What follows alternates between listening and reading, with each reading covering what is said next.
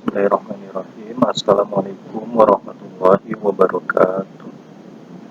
Innal hamdalillah wassalatu wassalamu ala Rasulillah sayyidina Muhammad ibni Abdillah wa ala alihi wa bihi wa mawala. Amma ba'd. Anak-anakku yang Bapak cintai, semoga Allah muliakan di dunia dan di akhirat. Alhamdulillah, dengan izin Allah kita bisa berkumpul di kuliah 7 menit ini.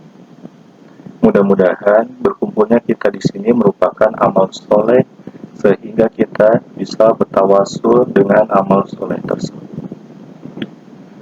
Bapak akan menyampaikan materi hari ini, yaitu tentang 6 hal yang tidak membatalkan puasa. Yang pertama, sesuatu yang masuk perut karena lupa, baik berupa makanan maupun minuman, bahkan dalam praktiknya tidak hanya makan dan minum, berjimak sekalipun, jika memang lupa tidak sampai membatalkan puasa. Artinya, siapapun yang melakukan itu, puasanya tetap diteruskan sampai waktu berbuka. Bahkan Rasulullah Shallallahu Alaihi Wasallam menyebutkan makanan yang lupa dimakan orang berpuasa sebagai hadiah dari Allah Subhanahu Wa Taala. Man nasiya wa huwa sha'imun fakala aw sarib falyutimma shaumahu fa innama at'amahu Allahu wa saqahu. Siapa saja yang lupa sementara ia sedang berpuasa, kemudian ia makan atau minum, maka sempurnakanlah puasanya. Sebab ia telah diberi makan dan minum oleh Allah Subhanahu wa Ta'ala. Hadis riwayat Ahmad. Yang kedua, sesuatu yang masuk perut karena tidak tahu. Hal ini mungkin jarang terjadi bagi orang yang sudah sering menunaikan ibadah puasa. Namun, mungkin saja terjadi pada orang yang sangat awam, jauh dari para ulama, atau baru masuk Islam. Contohnya, menelan air saat berkumur, sementara ia melakukannya secara berlebihan. Yang ketiga, sesuatu yang masuk ke dalam perut karena dipaksa. Dalam lingkungan dan situasi normal, hal ini juga jarang terjadi, namun mungkin saja terjadi di lingkungan tertentu. Seperti contohnya pegawai di hadapan atasan yang tidak satu keyakinan dan tidak toleran. Kemudian ia dipaksa untuk membatalkan puasanya.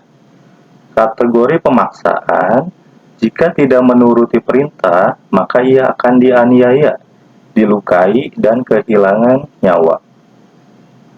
Artinya, jika paksaan itu masih mungkin ditolak dan dihindari, tidak termasuk kondisi yang mengharuskan seseorang membatalkan puasanya.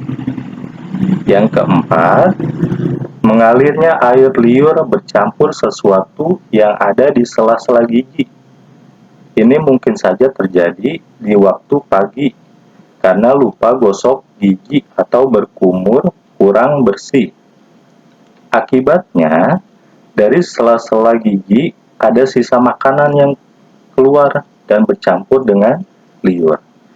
Jika masih mungkin dikeluarkan, maka sisa makanan tersebut harus dikeluarkan. Namun, jika sangat sulit dipisahkan, maka tertelan pun tidak sampai membatalkan puasa. Begitupun kasusnya seperti dahak. Hanya saja, jika sudah ada di rongga mulut, relatif mudah dimuntahkan, sehingga jika sengaja tertelan, bisa membatalkan puasa.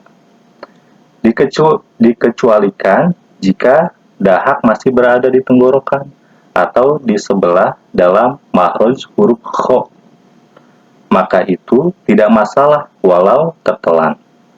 Sama halnya dengan ingus. Jika ia berada di rongga dalam hidung atau khaisum, maka tidak masalah.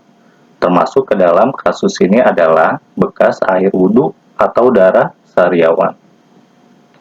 Selama yang bercampur ludah masih mungkin dikeluarkan, maka harus dikeluarkan. Namun, sudah dirasakan sulit, maka tidak masalah walau tertelan.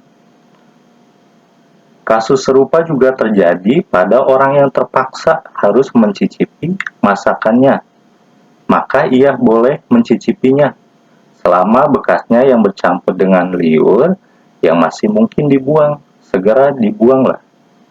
Yang kelima, sesuatu yang masuk rongga perut berupa debu, butiran, tepung, atau asap.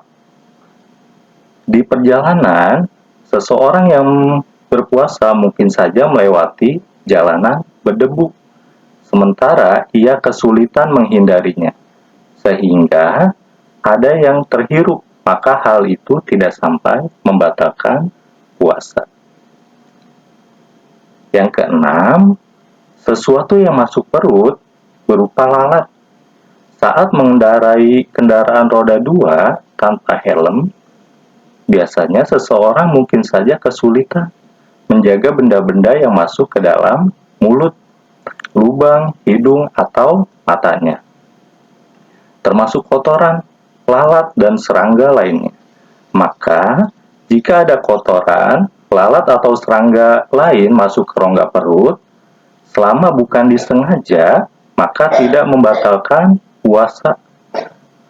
Selain dari 6 hal yang tidak membatalkan puasa, masih banyak pembatal lainnya yang bisa dilakukan secara sengaja, diketahui, disadari, atau bahkan dari kemauan sendiri, dapat membatalkan puasa. Sementara jika tidak disengaja, tidak diketahui, tidak disadari, dan bukan kemauan sendiri, tidak membatalkan puasa. Contohnya yaitu muntah. Wallahu a'lam bishawab. Mungkin cukup sekian kultum yang Bapak sampaikan hari ini. Kurang dan lebihnya mohon maaf. Pak Yusuf akhiri. Wassalamualaikum warahmatullahi wabarakatuh.